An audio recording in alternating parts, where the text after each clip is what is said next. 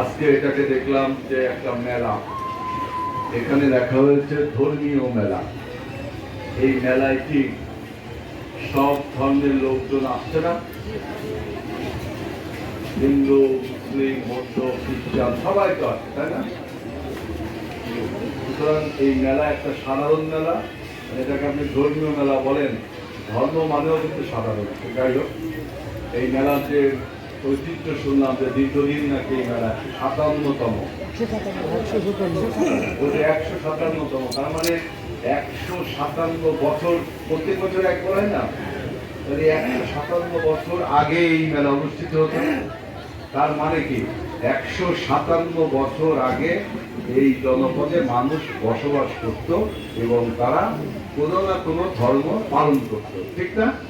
তাহলে আমাদের এই অঞ্চলের ঐতিহ্য, এই অঞ্চলের সভ্যতা অনেক পুরাতন, ঠিক তো?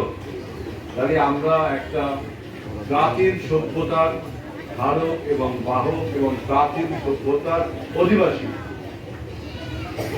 আমাদের এই প্রাচীন সভ্যতার প্রথম যে বৈশিষ্ট্য সেটা হলো মানুষ মানুষের ঐক্যবদ্ধ হয়ে থাকতে হবে। ধর্ম মানুষকে অনৈক্য করে না।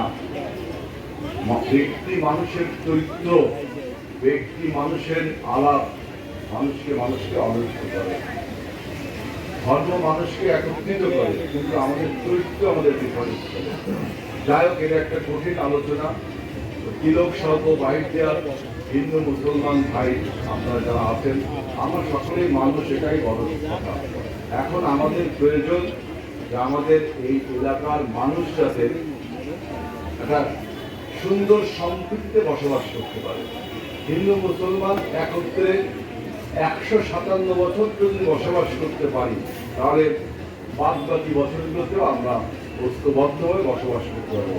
কোনো রাজনৈতিক প্রভাব, কোনো রাজনৈতিক হানাহানি আমাদের এই সম্প্রীতিকে, হিন্দু মুসলমান এই সম্প্রীতিকে কখনো আঘাত করতে পারবে না। এজন্য সবচেয়ে বড় দায়িত্ব এবং কর্তব্য হল বিএনপি নামক রাজনৈতিক দলটির।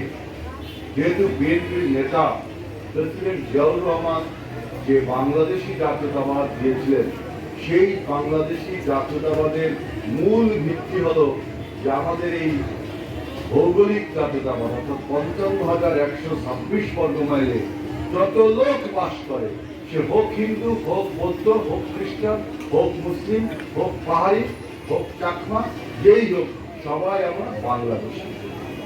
এবং আমরা সকলে একে অপরের দুঃখে এবং সুখে, বিপদে এবং আপদে একে অপরকে এগিয়ে যাব।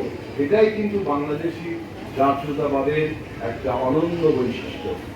সুতরাং বিএনপি নামক সংগঠনটি, বিএনপি নামক রাজনৈতিক দলটি অবশ্যই হিন্দু, মুসলমান, বৌদ্ধ, খ্রিস্টানকে ঐক্যবদ্ধ রাখার একটা প্রধান দায়িত্ব। আমরা যারা বিএনপি করি, এখানে যারা বসে আছেন আমার সাথে বিএনপির নেতৃবৃন্দ, সামনেও আমাদের বিএনপি অনেক নেতৃবৃন্দ বসে আছেন। আমি বহু বক্তৃতায় বলেছি, বিএনপি 3টি অক্ষরের একটি শব্দ নয়, 3টি অক্ষরের একটা বাক্য নয়।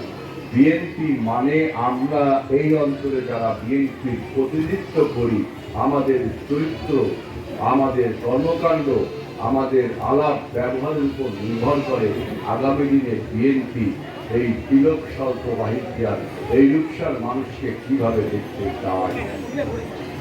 এখন আমরা যারা এখানে বিএনপি করি, এই বাহির, নৈহাটি, ঘাটবোর্ড, এই সমস্ত